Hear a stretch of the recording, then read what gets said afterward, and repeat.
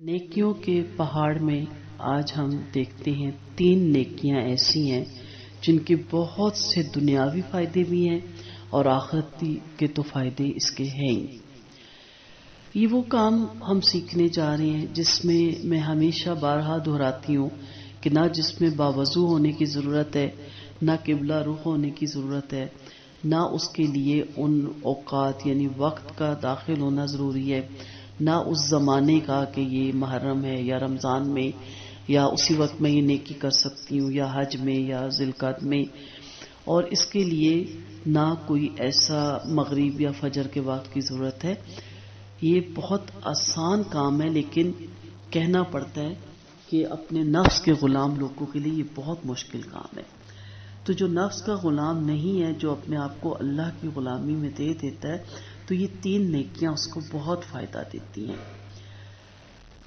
نبی کریم صلی اللہ علیہ وسلم سے حدیث ثابت ہے، حضرت ابو امامہ رضی اللہ عنہ کہتے ہیں کہ آپ صلی اللہ علیہ وسلم نے ارشاد فرمایا، دوسروں کے ساتھ احسان کرنے سے آدمی بری موت مرنے سے بچا رہتا ہے، یعنی ایمان پر خاتمہ ہوتا ہے اور حادثاتی موت سے محفوظ رہتا ہے۔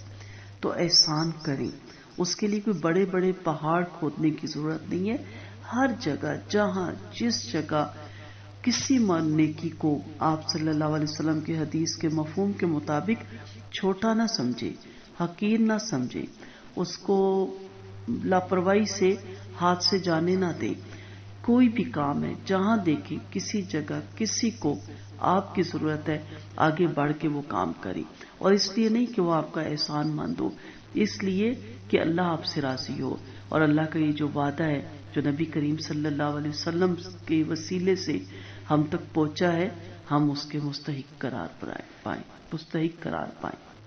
اور دوسری جو چیز ہے، پوشیدہ صدقہ کرنے سے خدا کا غصہ بجھتا ہے، جہنم کی آگ کو بجھا دیتا ہے ایک ہاتھ سے دیا ہوا صدقہ جو دوسرے ہاتھ کو پتہ نہ ہو۔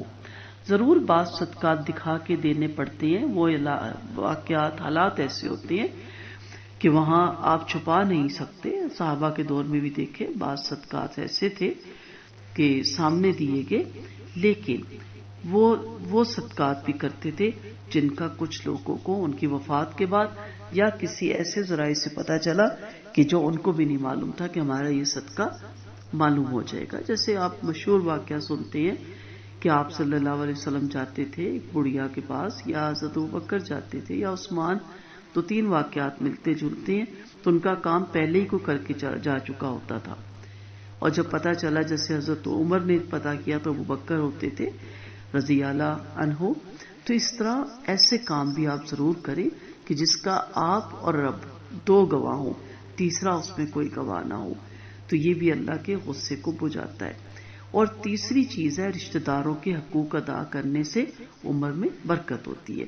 نبی کریم صلی اللہ علیہ وسلم کا فرمان مبارک ہے، جو چاہتا ہے کہ میرے رزق میں برکت ہو، میری عمر بڑھے، تو اسے صلہ رحمی کرنی چاہیے۔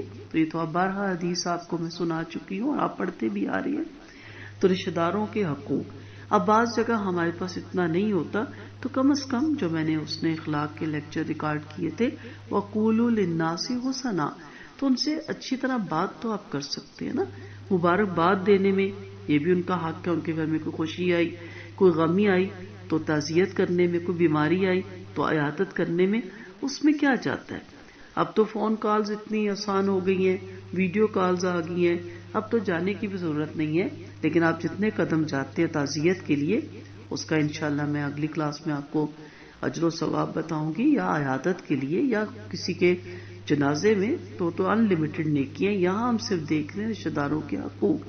تو آپ ایک کال کر سکتے ہیں، مبارکباد دے سکتے ہیں، ایک کال سے ان کا دل خوش ہو سکتا ہے، تو ان کی خوشی غمی میں شریک ہوں، یہ ان کا آپ پہ حق ہے۔ تو آدمی بہت سے چھوٹے بڑے گناہ کرتا رہتا ہے، اور ہر گناہ سے اللہ غضبناک ہوتا ہے، تو اس کے غصے کو ختم کرنے کا علاج چھپا کر صدقہ کرنا ہے، رشتہ داروں کے حقوق ادا کرنے ہیں، اور بہتر تعلقات رکھنے سے عمر میں اضافہ ہوتا ہے۔ یہ بات اور بھی حدیث میں بیان ہو چکی ہے۔ سو تقدیر کے مسئلے سے عمر میں اضافے کی بات ٹکراتی نہیں ہے۔